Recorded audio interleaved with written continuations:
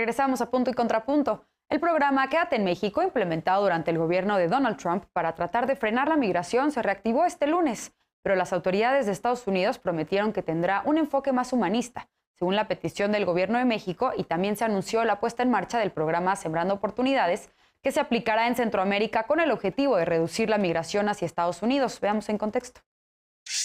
México y Estados Unidos anunciaron un par de acuerdos en materia migratoria. Uno es la reactivación del programa conocido como Quédate en México y el otro, la aplicación de Sembrando Oportunidades. A partir de este lunes volvió a entrar en operación el programa de protocolos de protección al migrante, surgido durante la administración de Donald Trump y que obliga a los solicitantes de asilo a permanecer en territorio mexicano en tanto se resuelve su petición de asilo. El programa, suspendido en octubre pasado, se reactivó para acatar la resolución de una corte federal en Texas. Entre los cambios que tendrá en esta nueva fase está vacunar contra la COVID-19 a las personas solicitantes de asilo, que los procedimientos concluyan en 6 meses, que tengan asesoría legal durante las entrevistas y las audiencias, que haya refugios y transportes seguros desde y hacia los puertos de entrada a Estados Unidos y a facilitar el trámite de permisos de trabajo, atención médica y otros servicios durante su estancia en México. El gobierno de México informó que no retornará a sus países de origen a las personas migrantes que tengan una cita ante un juez migratorio en Estados Unidos. Un día después de este anuncio, los gobiernos de ambos países informaron la puesta en marcha de Sembrando Oportunidades. El programa comenzará en Honduras, en donde se buscará implementar actividades de agricultura y desarrollo para 500,000 jóvenes para que puedan obtener un empleo de largo plazo y reducir el riesgo de que migren de manera irregular. Con Sembrando Oportunidades, México y Estados Unidos planean trabajar con los gobiernos de El Salvador, Guatemala y Honduras para promover la buena gobernanza, un entorno propicio para los negocios y una mayor inversión en los gobiernos nacionales en sus comunidades. Punto y contrapunto. Segundo bloque de la noche, empiezo contigo ahora, Eder. Son dos temas y dos programas que tienen como objetivo, sí, atender la migración, pero son diferentes, así que creo que merece distinguirlos. Por un lado, ¿cómo ves la restauración del programa Quédate en México y para lo que implica para los miles de migrantes que solicitan asilo en Estados Unidos? ¿Cómo viste la respuesta del gobierno mexicano ante este programa? Y por otro lado, ¿cómo ves el inicio de Sembrando Oportunidades en Honduras? Sí, ojalá que pudieran ser complementarios los dos programas. Creo que estamos en un momento en donde podemos distinguir entre la política pública migratoria de Estados Unidos y el discurso del gobierno actual de Estados Unidos, porque en el discurso ellos siguen planteando que se tiene que hacer una política migratoria distinta, humanitaria, que atienda de fondo los problemas, como lo ha propuesto el presidente López Obrador, pero hasta ahorita en los hechos pues no se ha visto reflejado y contrario a eso regresan con esta política de Quédate en México, aunque también otra vez en los discursos nos dicen que se va la implementación de esta política va a ser distinta, que va a buscar atender, por ejemplo, el tema de las vacunas para las personas que solicitan asilo, el trato humanitario. Yo de verdad espero que sí sea así, que este decreto del Poder Judicial de Texas respecto a volver con el programa de Quédate en México sea operado por el gobierno de los Estados Unidos de una forma más responsable con el conflicto que en muy buena medida ellos mismos han generado, que es el conflicto migratorio en Centroamérica. Y lo hemos platicado aquí muchas veces, no es un problema de un país, no es una solución que dependa de un país, y en este caso México, que es el país de paso, pues sí tiene una gran responsabilidad con darles un trato digno a las personas migrantes, con identificar una política pública adecuada, pero ahora no solamente otra vez, como ha sido durante todo el sexenio del presidente López Obrador, no tenemos tiempo para dedicarnos solamente a la política profunda, la de resolver las causas desde el fondo, porque la gente sigue llegando y se sigue quedando y sigue transitando por México, y por eso es que se tienen que implementar muchos mecanismos para que no se reproduzcan ni los discursos ni las políticas públicas xenofóbicas, y que las prácticas del Instituto Nacional de Migración sean cada vez más adecuadas con la visión del presidente López Obrador respecto al fenómeno migratorio. Alfredo, ¿cómo ves este tema tú? Cuando Donald Trump impuso este programa, pues se leyó de alguna manera como una imposición para México, porque amenazó el expresidente de Estados Unidos con imponer aranceles si México de alguna manera no aceptaba el recibir a estos solicitantes de asilo en la frontera mexicana. ¿Qué decir ahora? Pudimos haber dicho que no, como ya explicaba Eder y la nota de introducción, pues la reinstauración de Quédate en México viene de una orden federal de la Corte de Texas, pero ¿qué decir sobre la respuesta que pudo o no haber tenido el gobierno mexicano al respecto? Y desde luego, ¿qué opinas también sobre el otro programa para el desarrollo en Centroamérica? Estoy completamente de acuerdo con lo que con el contexto que acabas de dar, porque la pregunta es esa, el clavo es esa pregunta.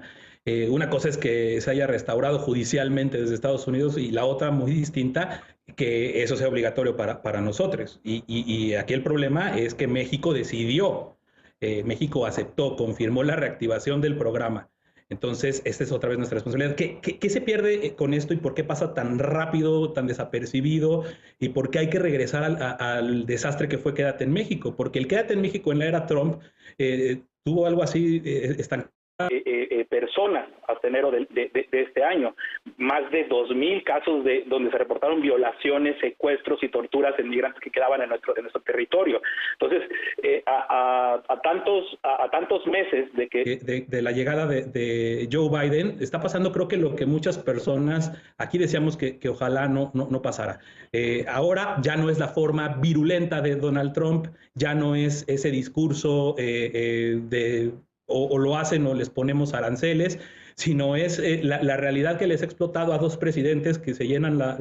que llenan los discursos con palabras de atender las causas, que nadie puede estar en desacuerdo con eso, y ahora nada más es atender eso o centrarse en eso, a un problema que evidentemente no va a detener el flujo migratorio de forma inmediata, pero no estamos viendo otra vez los problemas de las graves violaciones de derechos humanos que sufren los centroamericanos cuando están en nuestro país. Y prueba de eso, y ahorita que Keder cuestionaba mucho que si son operativos o si son enfrentamientos, los operativos de la Guardia Nacional, los operativos del Ejército, en estas redadas que hemos visto desde el sur de nuestro país, que son polvos del mismo lodo, de esa estridente, como fue en el caso de Donald Trump, o diplomática sumisión, en el caso de Joe Biden, al gobierno de Estados Unidos, para otra vez vulnerar derechos humanos de migrantes. Creo, lamentablemente, no está en el centro, pero de nadie, ni de Cancillería, vino a por lo menos poner, ¿no?, sobre la mesa lo que sufrieron las personas migrantes en todo el Quédate en México de la era Trump. Ana, en este sentido, ¿tenemos las condiciones para recibir a los miles de migrantes en lo que se resuelve su situación de asilo, su solicitud de asilo? ¿Qué decir sobre la reinstauración de Quédate en México y sobre Sembrando Oportunidades?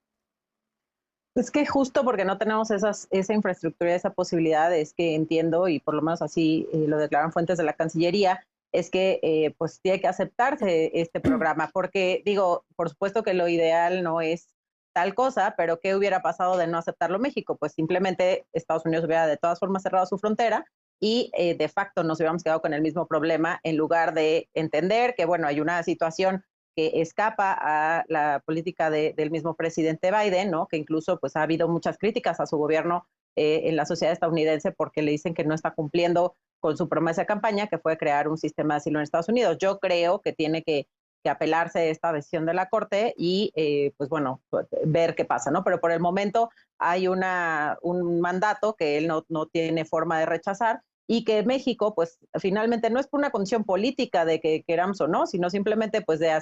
tener que hacerlo de manera obligada, porque Estados Unidos de todas maneras va a cerrar la frontera y no contar con los recursos, a ingresar a un programa en el que va a haber una transferencia en la que vamos a poder, por lo menos esa es la intención del programa, generar condiciones de mejora para las personas migrantes que transitan, por cierto, por nuestro país. Pues obviamente creo que lo preferible, y no solo lo preferible, sino lo único viable es lo segundo, ¿no? Pero pues yo creo que sí será muy importante que estemos muy pendientes, porque efectivamente las condiciones que se han dado tanto en la frontera sur como en la frontera norte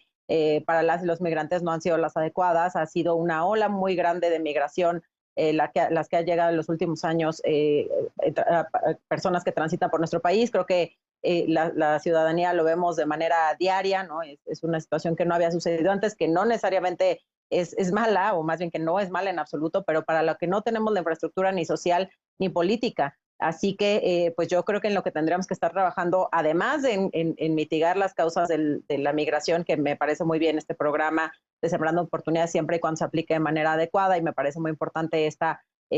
pues coordinación regional que se está teniendo entre Centroamérica y Estados Unidos y México. Pero además de eso tendríamos que estar generando esta infraestructura, tendríamos que entender que somos el país de paso para cientos de miles de personas cada año, y que por lo tanto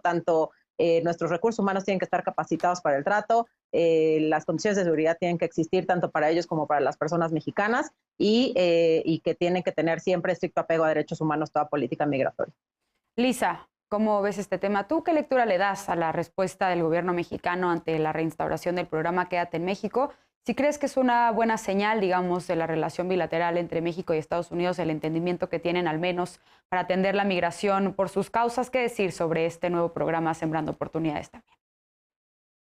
Bueno, creo que justamente el hecho de que se estén discutiendo las dos cosas al mismo tiempo, pues es de alguna manera una señal de que México lo que está poniendo también sobre la mesa es que no puede atenderse única y exclusivamente a través de detenciones de las caravanas migrantes o los individuos en situación de migración en las fronteras mexicanas con Estados Unidos, y el asumir los costos económicos, sociales e incluso de responsabilidad penal sobre violaciones a derechos humanos por las deportaciones masivas, sobre todo de personas centroamericanas o de haitianos, ¿no? Sin embargo, creo que esto pues todavía va a estar por verse,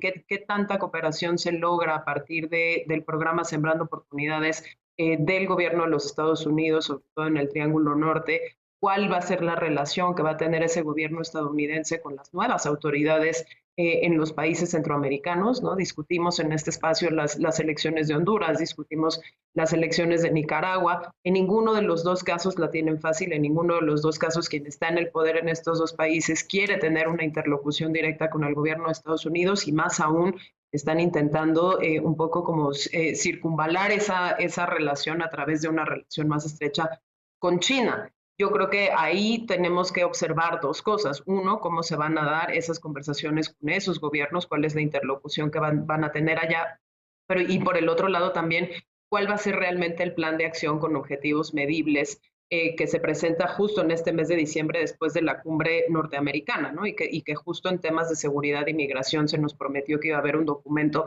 muchísimo más específico sobre las acciones que iban a emprender los tres países, y en específico Estados Unidos y México.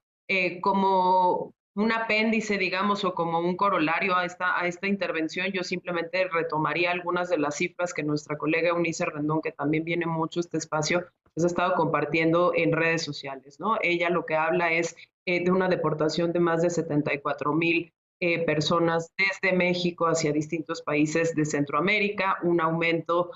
pues muy importante de personas que han quedado varadas al menos en 6 u 8 puntos migratorios en Estados Unidos, en México, perdón, en la frontera México-Estados Unidos, y habla también de que de esas miles de personas que se han quedado varadas en esos puntos y en esas estaciones migratorias del norte, sin contar aquellas del sur, 8 de cada 10 personas que han estado retenidas en México esperando su proceso de asilo o refugio en Estados Unidos han sufrido violaciones a los derechos humanos. Sí. Y lo más grave aún, solo 5% de las solicitudes de asilo se han atendido, lo cual ha dejado pues a 95% de los solicitantes fuera de este proceso, beneficiando sobre todo el tráfico ilegal y el tráfico de personas, es decir, el cruce ilegal de la frontera que pone en riesgo la vida de los migrantes, y pues la diversificación del crimen organizado dedicado justamente al tráfico.